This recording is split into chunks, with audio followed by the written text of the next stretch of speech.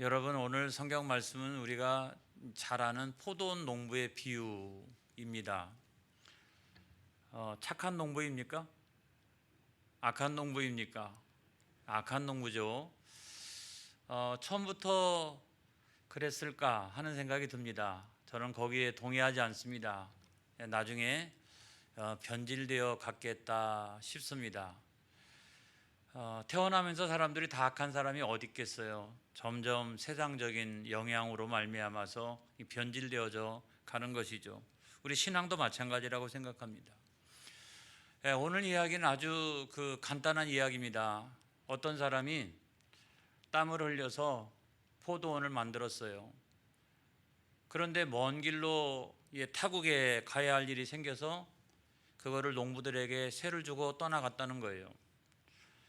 나중에 시간이 흘러서 포도가 익어갈 무렵, 또 포도를 수확할 무렵이 돼서 자기 종들을 보내서 그 새 얼마를 좀 받을까 하였더니 그 농부들이 어떻게 했어요?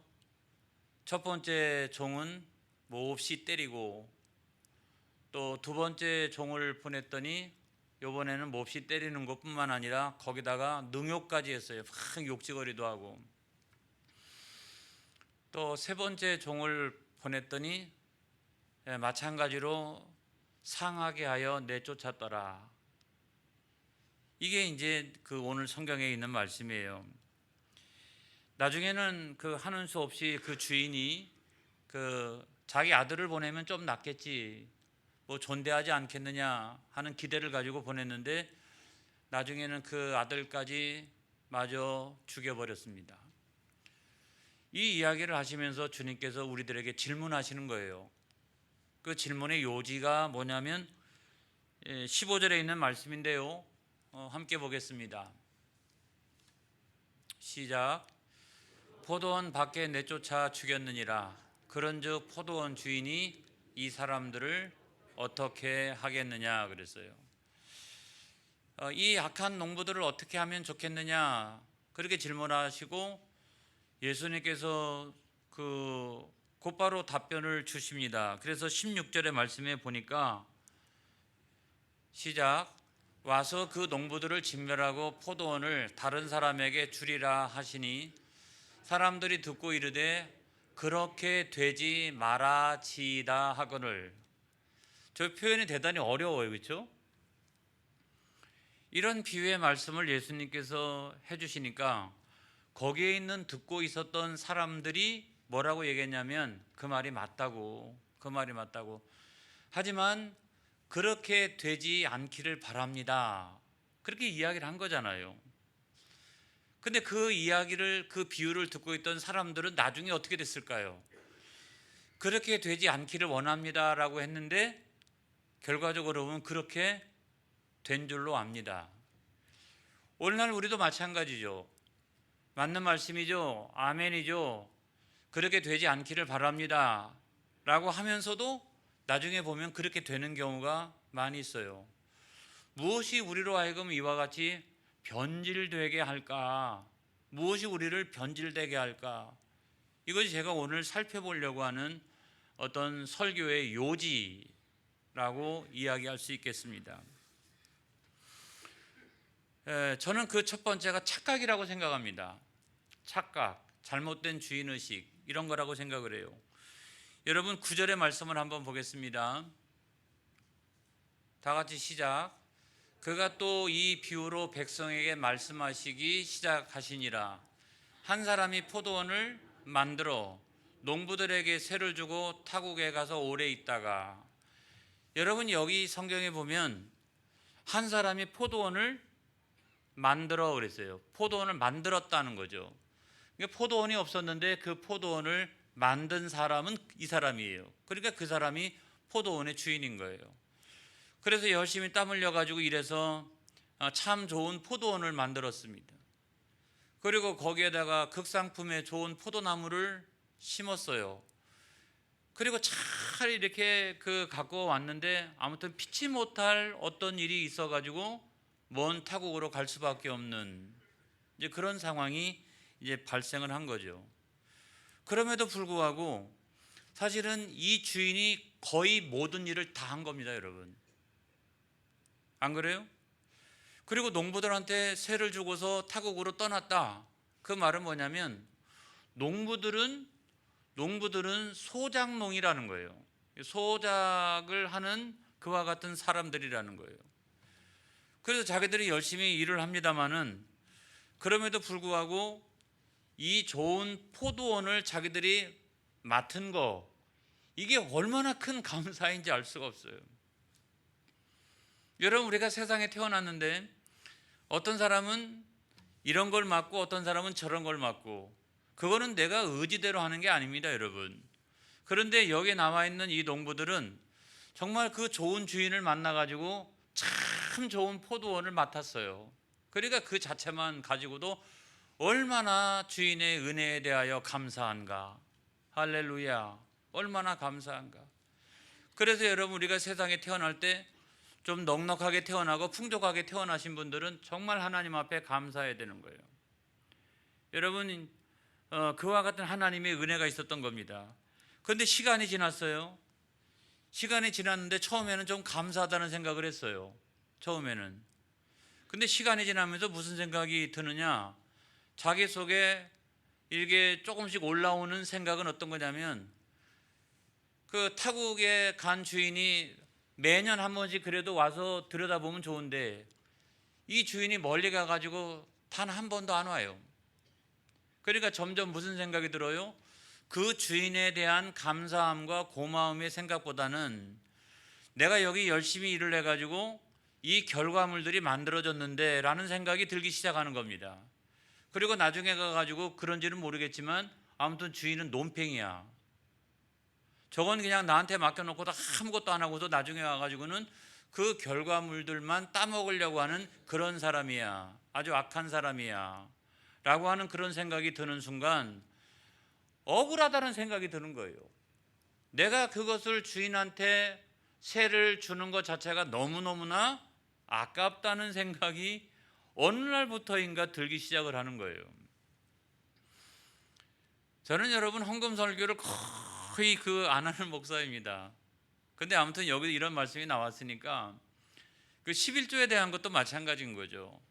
우리가 보통 처음에 이윤이 적고 소득이 적을 때는 신앙이 좋은 두 부부가 내가 신앙생활 열심히 하고 11조 생활도 잘해야지, 그런 생각을 다 누구든지 갖게 됩니다. 그 처음에는 실천을 잘하죠. 근데 나중에 돼가지고 그 사업체가 번성해가고 막 이윤도 늘어가기 시작하고 소득이 늘어가기 시작하면 그때부터는 내 마음속에 이거 내가 열심히 일해가지고 결국 내가 열심히 노동하고 일하고 열심히 그 경영을 잘해가지고 벌어놓은 이윤인데 먼 곳에 계시는 하나님 앞에 이것을 바친다고 생각하니까 나도 모르게 내 마음속에 무슨 생각이, 이것이 좀 억울하다는 생각도 들고 이것이 좀 아깝다는 그런 생각도 들기 시작을 하는 거예요. 그럼에도 불구하고 이 만유의 주인은 하나님이신 것을 여러분 믿으시기 바랍니다. 우리 모두가 다시 한번 깨닫게 된 계기가 저는 코로나19라고 생각해요. 인류가 열심히 노동을 하고 역사를 발전시켜 오고 과학을 연구하고 그래서 이와 같은 물질 문명을 만들었다라고 우리가 그동안 생각을 했어요. 이건 순전히 우리가 열심히 일을 한 결과야 이렇게 생각을 했어요. 근데 코로나19가 딱 터지고 나니까 생각이 달라지기 시작을 했습니다.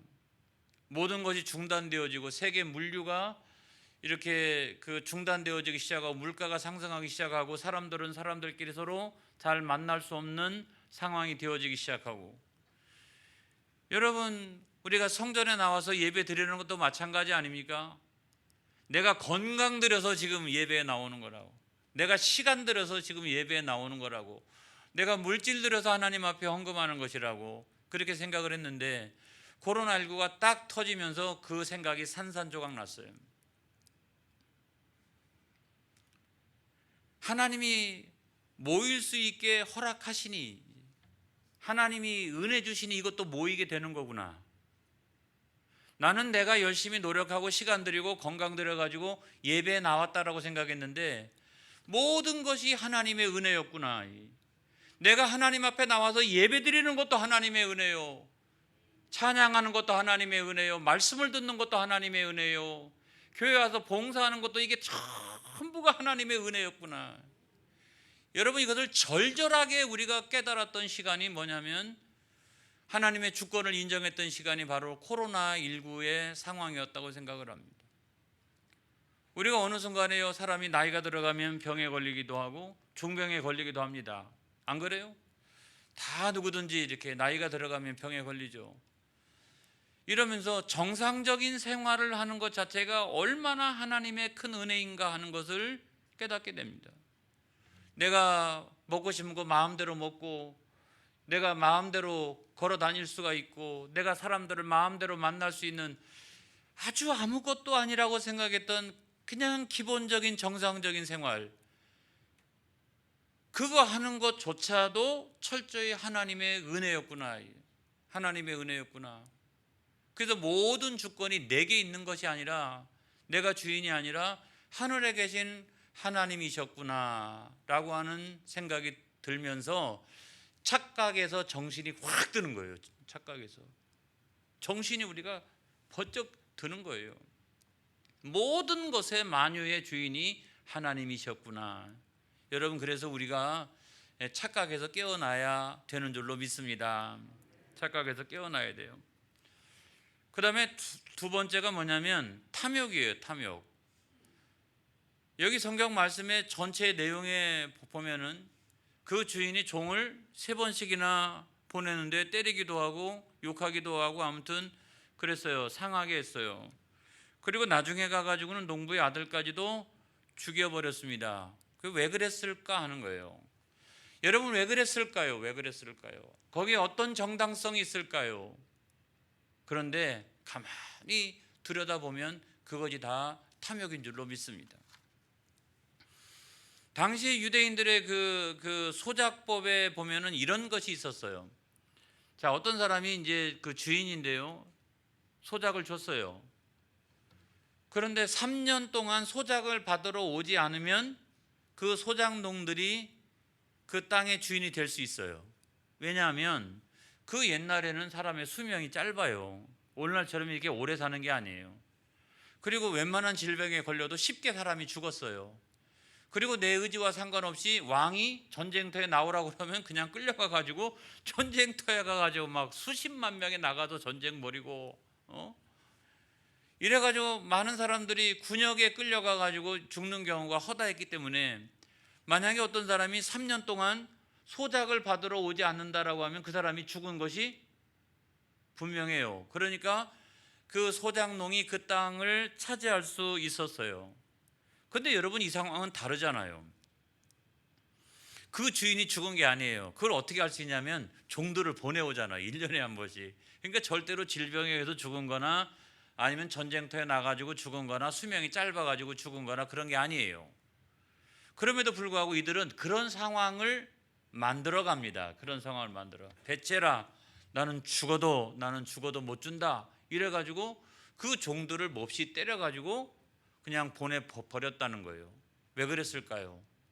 그건 뭐냐면 그 안에 있는 탐욕 때문에 그렇다. 여러분, 오늘날 예수 믿는 사람들은 욕심이 없을까요? 목사인 저는 이렇게 희어 멀건하게 생겼는데 저는 욕심이 없을까요, 여러분? 제가 선하게 생겼잖아요. 근데 안 그래요, 여러분? 저도 욕심이 있어요. 돈도 이만큼 있었으면 좋겠다. 뭣도 이만큼 있었으면 좋겠다. 제가 여러분들한테 말씀은 드리지 않지만 아무튼 제 안에 그런 생각들이 다 있어요. 예수 믿는 사람들도 여러분 그런 게 다 있어요. 없는 사람이 어디 있겠어요. 한 번은요, 어떤 분이 그래요. 목사님, 저는 욕심이 하나도 없어요. 그래요. 저는 그거로부터 자유합니다 이러더라고요. 근데 제가 그 사람을 너무너무나 정확하게 알아요. 그분이요, 제가 볼 때는 욕심이 제일 많은 사람이에요. 그런데 자기는 항상 저를 만날 때마다 욕심이 없대요. 이렇게 욕심이. 그래서 제가 보면 제일 욕심이 많은 사람이에요. 그런데 이 욕심의 문제를 어떻게 해요? 여러분, 적절한 욕심을 가지고 있는 것은 역사를 발전시키기도 합니다. 여러분, 내 삶을 개선시키기도 합니다. 아예 나는 뭐 이렇게 사는 거나 저렇게 사는 거나 뭐 다 똑같지 뭐, 이게 아니라 그래도 내가 열심히 해가지고 아무튼 뭔가를 좀 모아봐야 되겠다. 그런 적절한 것은 내 삶을 발전시키기도 합니다. 근데 문제는 뭐냐고 하면 아주 유명한 종교개혁가인 마틴 루터가요, 굉장히 귀한 이야기를 우리들한테 했어요. 아주 그냥 저는 그것이 명언이라고 생각이 들어요. 이 욕심의 문제를 그러면 예수 믿는 사람은 어떻게 하면 좋으냐? 어떻게 하면 좋으냐? 여러분, 그 욕심이 그 죄를 잉태하는 거 아닙니까? 근데 이 욕심의 문제를 그러면 어떻게 하면 좋으냐? 욕심이 전혀 없이 살아갈 수는 없는데 어떻게 하면 좋으냐? 여러분, 마르틴 루터가 그렇게 얘기했어요. 새가 우리 머리 위로 지나가는 것은 어쩔 수가 없다. 이게 어쩔 수가 없다. 하지만 새가 내 머리 위에 둥지를 트는 것은 막을 수 있다는 거죠. 여러분, 새가 내 머리 위로 지나가는 건 내가 어떻게 막아요? 그거를. 욕심이라고 하는 것이 내 안에 어느 날 갑자기 들어오는 건 내가 이걸 어떻게 막아요? 여러분, 좋은 걸 보면 그런 생각이 들고, 좋은 장소에 가면 야, 이런 곳에 며칠 좀 묵었다 갔으면 좋겠다, 이런 생각이 왜 안 듭니까? 다 들죠. 근데 문제는 뭐냐면 그 욕심이 내 머리에 둥지를 틀지 않게는 내가 할 수 있다는 거예요. 안 그렇습니까? 그래서 여러분, 그 욕심이 둥지를 트는 것이 탐욕인 거예요. 다 누구든 욕심이 있어요. 근데 문제는 뭐냐면 그 욕심이 딱 둥지를 트는 순간 그것이 탐욕이 되어지는 거예요, 여러분. 그런데 우리가 그런 탐욕을 어떻게 막을 수 있을까요? 하나님께서 우리들에게 놀라운 은혜의 수단을 주신 줄로 믿습니다. 그래서 하나님께서 우리에게 주신 은혜의 수단들이요, 예배도 있고 말씀 생활도 있고 기도 생활도 있고 성령의 충만함도 있고, 이런 은혜의 수단들을 내가 장착하게 되면 그 욕심이 탐욕으로 변하여 내 안에 또아리를 들고 둥지를 트는 건 내가 막을 수 있다는 거예요. 할렐루야. 제가 서울에 올라갈 때 시간을 절약하기 위해서 KTX를 많이 타게 됩니다.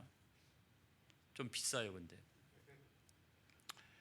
타게 되는데 이제 어느 날 이렇게 타고 가는데, 그날은 제가 그 열차의 한 복판에 좌석 선택을 해가지고 거기를 타고 갔어요. 아, 이게 쫙 서울에서도 5선까지 쭉 내려오는데 얼마나 편안하고 좋은지 알 수가 없습니다.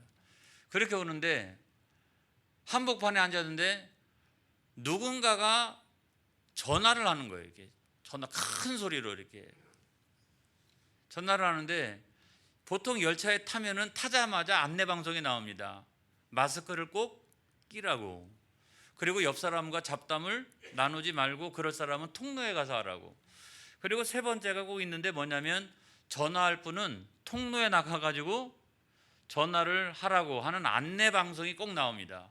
그리고 중간에도 나오고 가다가 잊을만 하면 또 나오고.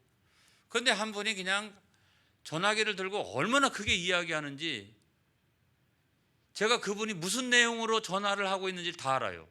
그분은 부동산 문제로 전화를 하고 있었어요.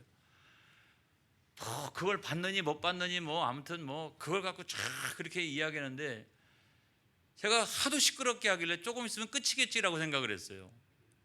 근데 웬걸 이게 그 정거장이 굉장히 길은데도 한 정거장이 다 지나갈 때까지도 계속 그러고 있는 거예요. 그래서 제가 슬그머 이렇게 머리를 들고서 어딘가 하고 봤더니 저쪽 끝에, 거기서 통화를 하는데 가운데 있는 제가 무슨 내용으로 통화를 하고 있는지를 다 알 정도니까 그냥 통화를 해요.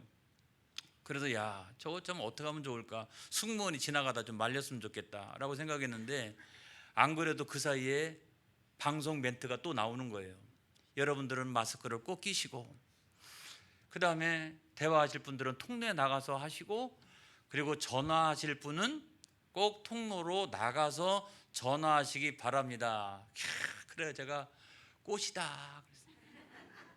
그 순간에 제가 이야기할 수는 없으니까 정말 감사하다라고 생각했는데, 웬걸 그 안내 멘트가 있었는데도 불구하고 그분은 그거 전혀 상관없더라고요.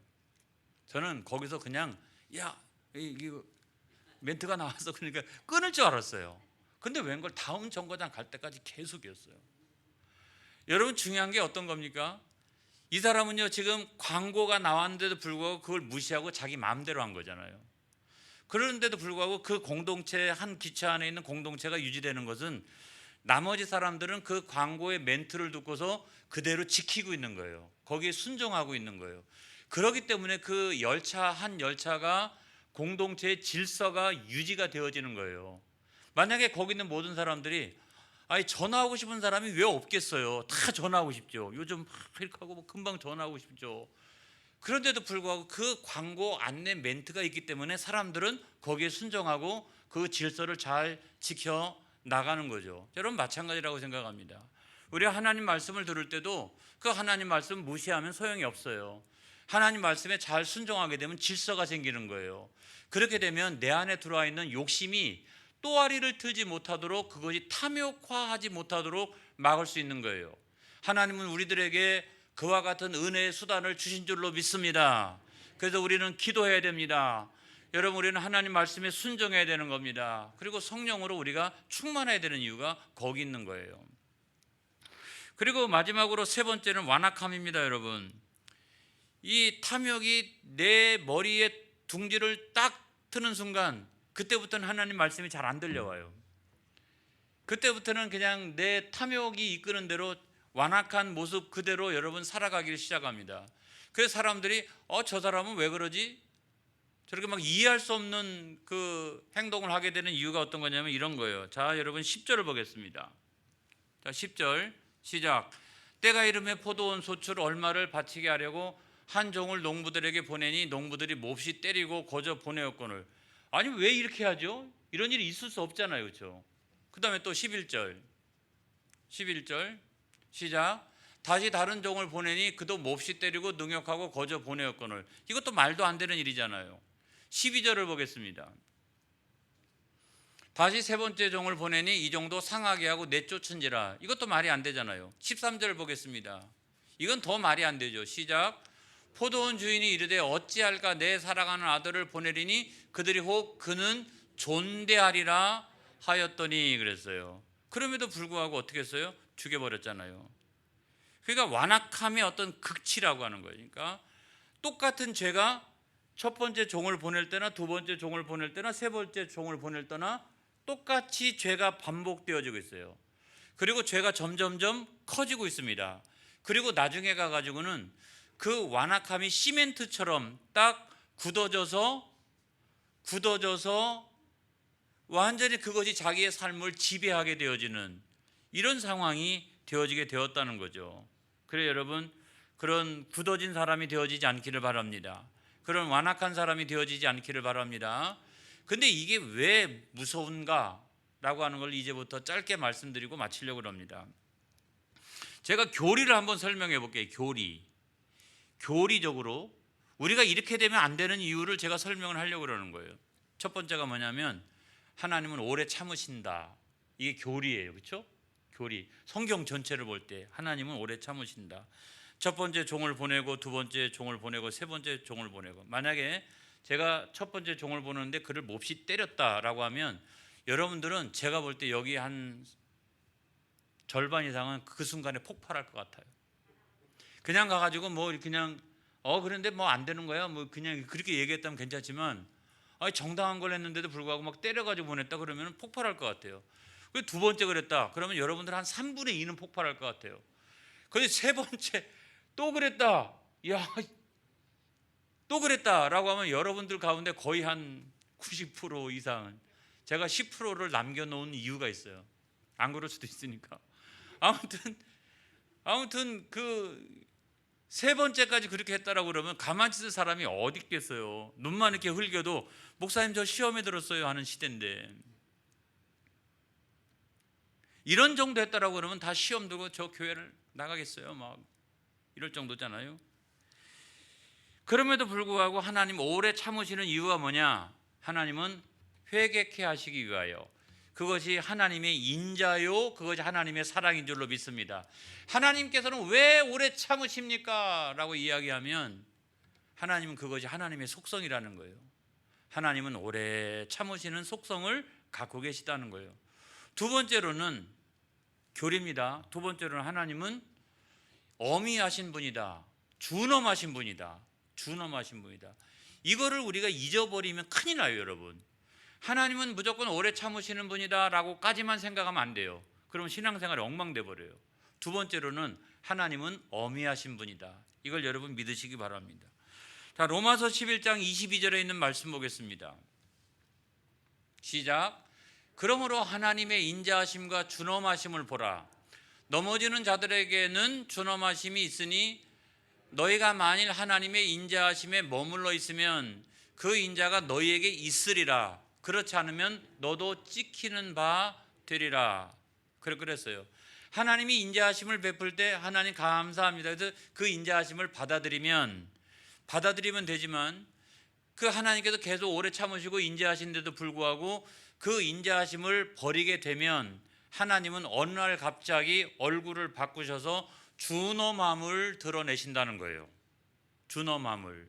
이걸 우리가 기억을 해야 되는 거예요. 여러분, 이스라엘 백성들이 하나님 얼마나 사랑하시는 분이에요. 그런데도 불구하고 이스라엘 백성 생각해 보세요.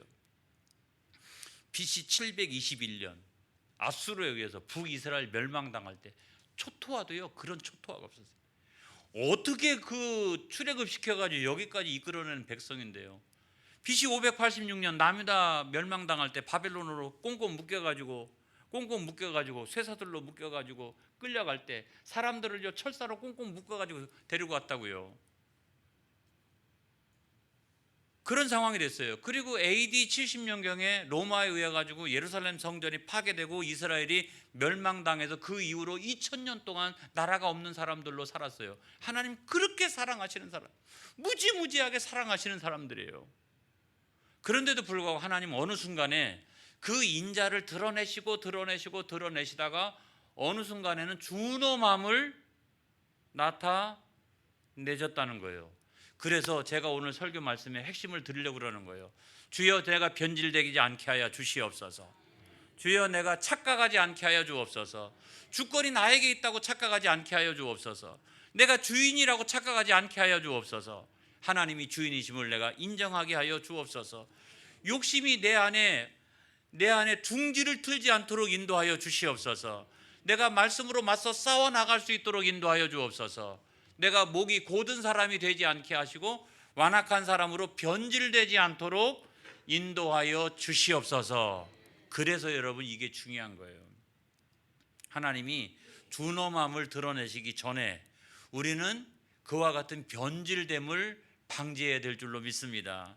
오늘 예배 시간을 통해서 기도 생활과 말씀 생활과 이런 걸 통해서 여러분들의 신앙생활이 순전한 신앙생활이 되어지기를 바랍니다. 완악한 신앙생활이 되어지지 않기를 축복합니다. 할렐루야. 기도하겠습니다.